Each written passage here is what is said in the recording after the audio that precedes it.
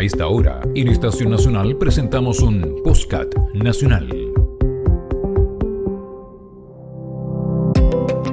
En Radio Estación Nacional, Macarena Atria conversa con la actriz, profesora de castellano, poeta y declamadora Rosita Serrano. Hoy vamos a hablar de poesía, teatro, comunidad en Estación Nacional. Estamos ya en contacto con Rosita Serrano, actriz, profesora de castellano, pero que también se moviliza por la literatura, por lo social, por la comunidad también. Rosita Serrano, muy bienvenida a Estación Nacional. ¿Cómo estás? Muchas gracias, Macarena, por haberse molestado, la verdad, en llamarme y en querer entrevistarme. Les estoy muy agradecida. O sea, nosotros estamos agradecidos de ti, Rosita, y de hecho nos interesa mucho saber un poco que nos cuentes tú a través de tu historia, desde tu inicio, dónde naces, qué influencias tienes. Obviamente ahí tú nos vas contando, pero es que haces tantas cosas, tienes tantos intereses por el arte, por el teatro, por la literatura, que ¿cómo un poco vas direccionando todos estos gustos y estas inquietudes? Bueno, esto parte indudablemente desde la niñez, con una familia humilde que da encontrones por la vida. Porque, por ejemplo, mi madre, que era una mujer muy alegre, tocaba guitarra, le gustaba cantar, bailaba el tango y la cueca maravilloso, ya me entró la inquietud. Y como aprendí a leer tempranamente, devoraba libros. Y eso te abre la mente, te permite vivir lo que vas leyendo. Entonces, ¿qué resultado dio eso? Que a los 12 años, antes escribía, pero a los 12 años ya dije, yo voy a escribir poesía, cuentos, lo que me venga a la mente y lo que la experiencia me dé. Así es que tempranamente tuve la inquietud. Empecé a leer muy chiquita, con muchos hermanos, me escondía en un closet para leer, porque la humildad no te permitía gastar mucha luz. Escondida devorando arte. Claro, me encerraba en un closet con una vela y leía, que era mi pasión de pequeña. Junto con ello ayudaba en la casa, compartía con los hermanos, mi padre un obrero, mi madre, como te digo, muy, muy alegre y sabía tocar guitarra, le gustaba cantar. Y bueno, y mi nombre, como él tenía el apellido Serrano, ¡ay, qué mejor! A esta muchachita le vamos a poner este nombre. Porque admiraba a doña Rosita Serrano, la cantante chilena. Qué lindo. Y tiene, bueno, finalmente, claro, todas estas historias de infancia y cómo uno se va nutriendo. Se va nutriendo y va desarrollando al final ese interés. Y es bonito que se nota también en lo que tú haces. Y de hecho, me gusta mucho cuando estaba ahí buscando información para conversar, que tú hablas de conciencia y humanización. Y me gusta mucho esas dos palabras, obviamente, pero me interesa saber qué es para ti. ¿De qué hablas cuando hablas de conciencia y humanización? Y un poco, ¿qué diagnóstico haces también del estado actual de la sociedad respecto a precisamente la conciencia y la humanización? Corazón, mi conciencia fue abierta, por decir algo, muy pequeño, porque mi padre era de mucha conciencia social. Entonces me despejó el panorama muy pequeño, a los 9 años. Y como te digo, eran dos fuerzas las que confluían en mi hogar. Mi padre, un hombre de izquierda, un hombre muy llevado por las luchas sociales, y mi madre, una mujer alegre, pero catolicísima. Entonces, uno nos llevaba por la conciencia social y la otra nos llevaba por la religión. En esa época no todos podíamos estudiar, dada la humildad del hogar. Fuimos varios hermanos. No todos podíamos, por algo muy simple, no alcanzaba. A pesar de que la época que me tocó la educación era gratuita. Pero cuando llegamos ya a la enseñanza media, y yo quería seguir adelante, yo no quería quedarme con la enseñanza media. Entonces postulé a la universidad, di la prueba. Entonces entre esas dos fuerzas nos movíamos. Mi madre catolicísima y mi padre abriendo conciencia. Entonces, ¿qué pasó? A los 9 años me entero que los jinetes del apocalipsis estaban entre nosotros. ¿Qué tal? Y como ya leí hacía varios años, entonces empecé a averiguar, a leer mucho, ¿ya?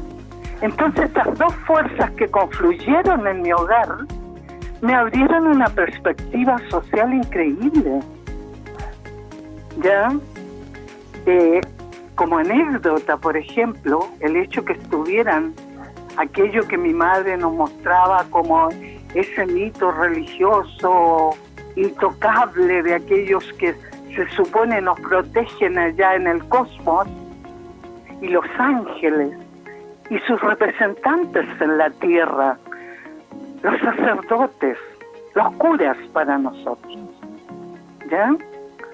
Entonces fue un velo que cayó así, pero de forma instantánea. Entonces, claro, mi madre vio inquietudes en mí y, claro, mi padre que luchaba porque no fuéramos, por ejemplo, a rezar o no fuéramos a la iglesia. Ya mi madre nos llevaba a las procesiones y a las misas. Y mi padre reclamaba. ¿Ya? Entonces, era una lucha en el hogar. Y claro, como con esa abertura de mente para leer, que es lo que más necesitamos en nuestra sociedad en este momento, educación, pero esa educación que te enseña a aprender, a pensar, a criticar. No esa enseñanza, y te lo digo como profesora, ¿ya? Porque me moví en ese medio. En ese momento yo estoy pensionada, pero me moví en ese medio y me daba cuenta que nuestra educación no era integral, que es lo que necesitamos para salir adelante. Y hay dos pilares para mí desde pequeña, desde que mi padre me habló de los jinetes del apocalipsis que estaban entre nosotros y que en lugar de protegernos estaban poco menos para desde allá arriba observar nuestras vivencias y castigarnos cuando se les ocurriera. Entonces, cuando me abrió esa perspectiva, corazón, por supuesto que cuando quise ser profesora, yo dije, tiene que ser distinto. Pero desde esa edad hasta ahora hemos ido de desilusión en desilusión.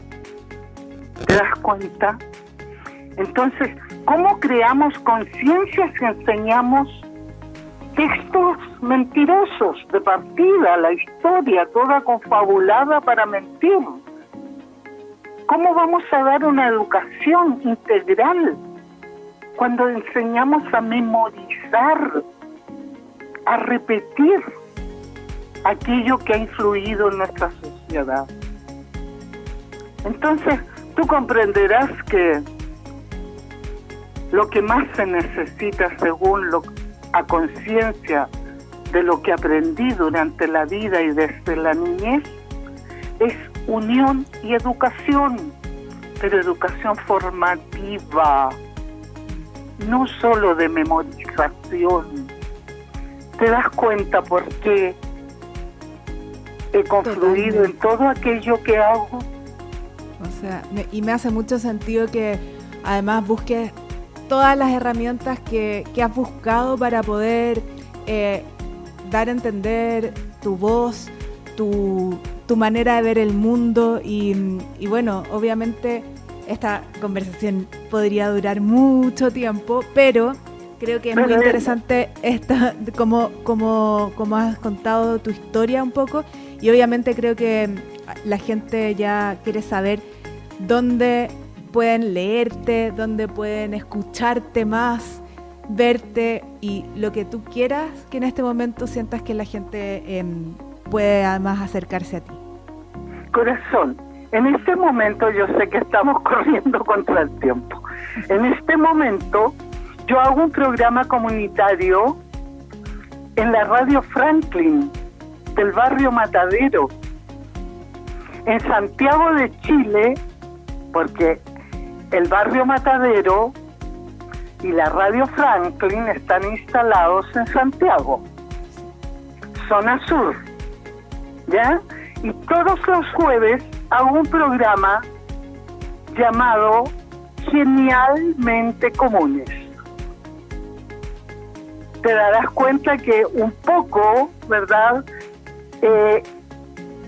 envuelve las ideas de ayudar, no solo educar, no solo entretener, no solo, sino abrir la mente para que nos veamos, pero cara a cara, mirándonos a los ojos. No solamente esa entretención vana que nos dan los medios de comunicación muchas veces, porque hay muy poca comunicación consciente. Ya sabemos por qué. Entonces, todos los jueves yo estoy en la radio Franklin, la radio del barrio, con el programa Genialmente Comunes, de 17 a 18 horas. Así que yo los invito a todos que se contacten. Está en varias plataformas, está en YouTube, está en Facebook, está en Instagram, ¿ya?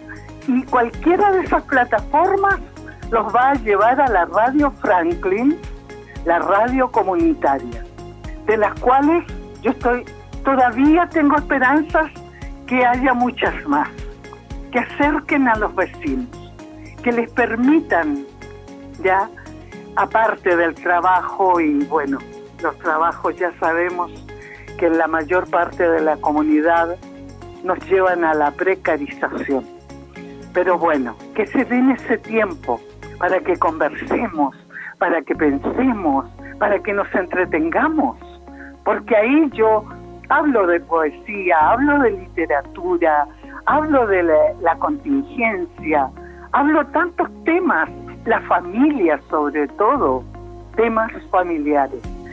El llamado es eso, a seguirte, a escucharte, porque, bueno, hay tremendo historia y desafíos además que tú nos propones, así que te quiero agradecer 1.000.000 y bueno, vamos a tener que conversar nuevamente. Gracias Rosita, Macarena, por estar en Estación Nacional, que estés muy bien. Te agradezco enormemente a Radio Estación Nacional que se dieron el tiempo para escucharnos. Saludos. Saludos.